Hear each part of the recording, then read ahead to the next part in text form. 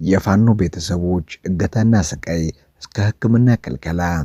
የአማራ ፋኖ ብሔራዊ ኃይል በጎጃም ሁለተኛ ተፈራ ዳምጤ ክፍለ ጦር መዝገብ ጮቄ ብርጌድ ባለፈው ሳምንት ከተማ ድረስ ዘልቆ በመግባት ዋናውን የህዝብ ጠላትን የሆነውን ወጣት የሆነው ታደለን በመያዝ በተጨማሪም የካቢኔ መንቀሳቀሻ ሞተርም አውጥቶ ወደ ማዘዣው በሰላም መመለስ መቻሉንም መዘገባችን ይታወቃል።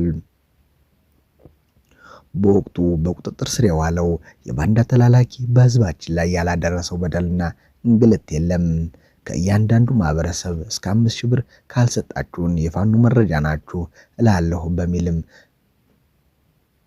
ማንገራገሪያ ገንዘብ ሲቀበል የነበረና አብዛኞቹን ምንም አይነት ግንኙነት ከፋኖ ጋር ሳይኖራቸው ቦምብ ጥለዋል እንዲሁም አስጥለዋል በሚል ሰበብም አስገርፈዋል፣ አሳስሯል። ሁለት ልጃገረዶችን ከመከላከያ ጋር በመሆንም ያስደፈረ ሲሆንም አንዲት የተከበረ ትዳር ያላትን ሴት በሚሊሻ ያስደፈረ ቀንደኛ ባንዳ ነው። እውነታው ከላይ የጠቀስነው ሆነ እያለ የተያዘው ግለሰብ እንዳጋጣሚ ስንዴ የተጠረነፈ ሚሊሻ ልጅ ሆኖም ተገኝቷል። እናም የሚሊሻ ልጅ ስለሆነ ነው የተያዘ በማለትም የብልጽግና መንግስትም ራሱን ወገን የፋኖ ቤተሰብ ናችሁ በማለት ወደ ማጎሪያ ቤት በመውሰድ ማሰር ላይ ይገኛል።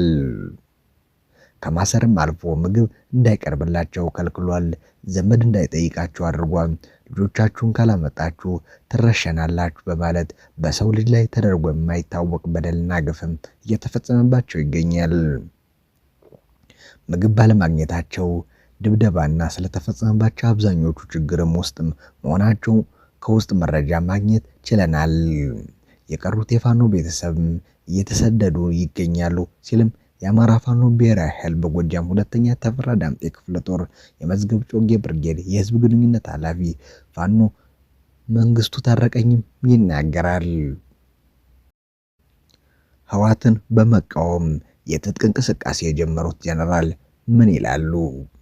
ከትግራይ ኃይሎችም በመለየት በአፋር ክልል ጋር በሚዋሰኑ አካባቢው የራሳቸውን ሰራዊት እየገነቡ መሆናቸውን የሚናገሩት ብርጋዴር ጀነራል ገብረ እግዚአብሔር በየነ ውዲ አንጥሩ ከፓርቲው ህወሓት ነፃ የሆነ ኃይል ለመፍጠር ወደ ነፃ መሬት መውረዳቸውንም ተናገሩ። ጀነራል ከቢቢሲ ትግረኛ ጋር ባደረጉት ቃለ ምልልስ አዲስ ነገር ለመፍጠር ወደ በረሃ መውረዳቸውንም ሲያብራሩ ከፓርቲው ነፃ የሆነ ኃይልም ለመፍጠር ፓርቲ የሚያዘውንም ሰራዊት ለመፍጠር እየተንቀሳቀሱ መሆኑንም ተናግረዋል። ህወሓትን የመጣል ዓላማ እንዳላቸው የተጠየቁት ጀነራል እኛ የምንሰራው ፓርቲ እኛ የምናቋቁመው ወታደራዊ መንግስት የለም ብለዋል። በአፋርና በትግራይ ክልሎች ውስጥም 4 ክፍለ ጦር ያለው ሰራዊት በማደራጀታቸውን የሚናገሩት ጀነራል ገብረ እግዚአብሔርም ከትግራይ ሰራዊት አመራሮች ጋር የተለያዩት ከጥር 15 2017 ዓ.ም ጀምሮ መሆኑንም ይናገራሉ። የትግራይ ሰራዊት ከፍተኛ አመራሮች ጥር 15 ተሰብስበው አቶ ጌታቸው ረዳ የሚመራውን ጊዜያዊ አስተዳደር ሲያወግዙ ተቃውሞ ስብሰባውን ረግጠው ከወጡ አመራሮች መካከል አንዱ ጀነራል ገብረ እግዚአብሔር በየነ ናቸው። ይህንንም ተከትሎ የሰራዊቱ አመራሮች ጀነራል ገብረ እግዚአብሔር በየነን እና ሌሎች የሰራዊቱንም ውሳኔ የተቃወሙትንም ማገዳቸውንም ይታወሳል። አሁን በትግሉ ላይ ነን ያረጀውንም በትግል ነው ያሉት ጀነራል ገብረ እግዚአብሔር ከፓርቲው ጋር ተጣብቆ ማህተምም የሚነጥቅም ከፓርቲ ጋር ተጣብቆ የሚሾምና የሚሽር ኃይል ለወጣቱ ትውልድም ትተን መሄድ አንፈልግም።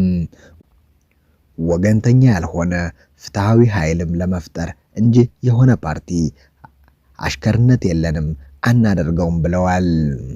የትግራይ ህዝብ ነፃነትና ወገንተኝነት በሌለበት መንገድ የመረጥነውን አካል ነው የምናገለግለውም ብለዋል።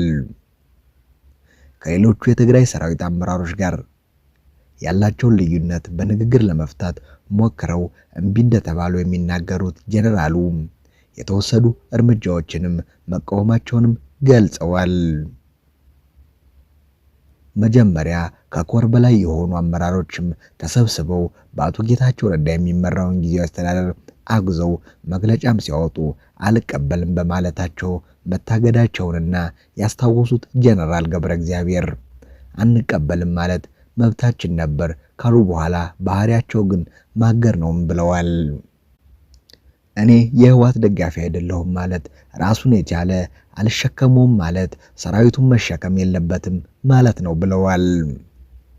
ራሱን ችሎ ወደ ህዝብ ይግባ እና ይወዳደር፣ ህወሓት ይጥፋ አይጥፋ የራሱ ጉዳይ ነው፣ ይቀጥል አይቀጥል የራሱ ጉዳይ ነው፣ እኔ የሚመለከተኝ የትግራይ ህዝብ ጉዳይ ነው ሲሉም ይናገራሉ ጄኔራሉ። ለተቃውሟቸው ጠመንጃ ማንሳትም መምረጣቸው በጦርነት ውስጥም የቆየውን የትግራይ ክልል ዳግም ወደ ግጭት አዙሪት አይከተውም ወይም ተብለው የተጠየቁት ጄኔራሉ እኔ ኢንተርናሽናል ጄኔራል ነኝ፣ ይህንን ሁኜ ህወሓት ሚሊሻ መሆን አልፈልግም፣ ህወሓት ፓርቲያችን ነው የሚሉ እርሱንም ሚሊሻ እንደሆኑ ነው የሚቆጥረው፣ ሚሊሻነት ደግሞ አልቀበልም ብለዋል። ህወሓት ያለውን ካላደረገ ትጠፋለህ፣ መኖር አትችልም፣ ከትግራይ ትጠፋለህ ያሉት ጀነራል ገብረ እግዚአብሔር በየነ ያላቸውን ልዩነትም ለመፍታት በጽሁፍ ሞክረናልም ብለዋል። ማህተም መንጠቅም አያስፈልግም ማለትም ያስቀጣል እንዴ? ጽህፈት ቤት በመዶሻ እየሰበርክ ማስተዳዳሪው ማባረር ትክክል አይደለም ማለት ያስቀጣል እንዴ? ሲሉም ይጠይቃሉ ጀነራሉ። እኛ የታገልነው በሰላም እንደራደር ነው ያሉት ጄኔራሉ በሰላማዊ መንገድ በጽሁፍ ሞክረን ብዙ ጊዜም ሞክረናቸው እምቢ ያሉ የመጨረሻ ሊያስሩ መሆኑንም ስናውቅ ወጣን። ሊያስሩንም የፈለጉ ደግሞ ይሃውንም የሚመኩበትን ሰራዊትም እንደሚያጡት ላረጋግጥላቸው እፈልጋለሁ ሲሉም አስጠንቅቀዋል። ጀነራል ገብረ እግዚአብሔር በአፋርና በትግራይ አካባቢ ይንቀሳቀሳል ያሉ ታጣቂ ቡድኖችን ስም ገና አለመወሰኑንና ወደፊት የሚያሳውቁ መሆኑንም ተናግረዋል። እስካሁን 3-4 ግንባሮች አሉን ያሉት ጀነራል በትግራይ ሰራዊት ውስጥ ብዙ ኃይሎች መኖራቸውንም ተናግረዋል።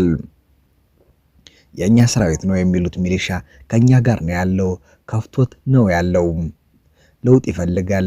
ጊዜው የወጣቶች እንዲሆን ነው የምፈልገው። እንዲማሩ እንዲለወጡ ይፈልጋሉ። የተሻለ ገቢ እንዲኖረውም ይፈልጋል። ወላጆችና ቤተሰቦች ከውጊያ ወጥተው አሁን መልሶ ግንባታ እና ለውጥ ሰላም ይፈልጋሉ። ስለዚህ ወጣቱ ሰራዊት እኛ ጋር ነው ብዙዎች ነንም ብለዋል። ጀነራል ገብረ እግዚአብሔር ወደ ግጭት ከመግባታችን በፊትም የሚያስቀምጡት ቅድመ ሁኔታ መኖሩንም ተጠይቀው እስካሁን ያናገረን ኃይል የለምን ብለዋል።